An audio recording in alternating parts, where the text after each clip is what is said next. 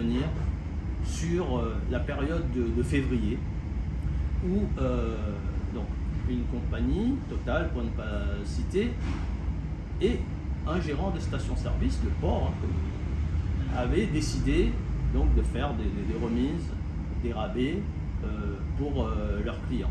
Donc Total, c'était dans le cadre d'une opération plus globale, nationale, et ce gérant du port, une opération individuelle pour sa clientèle.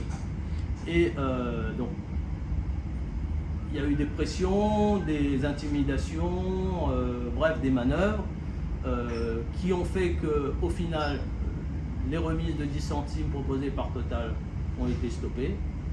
Et ce gérant du port a continué quand même, malgré tout, ces pressions, mais a fini quand même par recevoir une injonction de son fournisseur, de son pétrolier, pour cesser cette action. Le secteur du carburant à La Réunion est réglementé, donc il y a des textes prévus, et donc chaque mois, vous le savez, le préfet rédige un arrêté qui fixe des prix maximum plafond. Et les marges sont réglementées. Nous, donc l'Observatoire des prix, l'atelier carburant, on a souhaité saisir l'autorité de la concurrence pour enquêter, pour examiner ce qui s'est passé et pour dire si la ligne jaune a été franchie par tel ou tel opérateur, par tel ou tel acteur économique. On est dans un secteur qui est réglementé.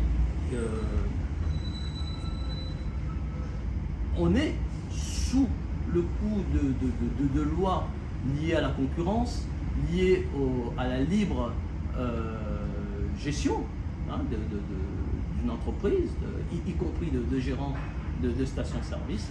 Et donc, dans ce cadre, on a souhaité saisir l'autorité de la concurrence, puisque la loi nous permet depuis peu à l'Observatoire des prix, des marges et des revenus de le faire, pour examiner cette situation et pour se rendre son rapport pour dire ce qu'il en est.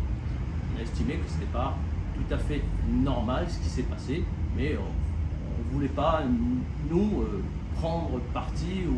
Voilà. Il y a une instance dont c'est la mission, dans ce cas précis, d'examiner, d'enquêter et ensuite de rendre un rapport pour dire ce qu'il y a eu.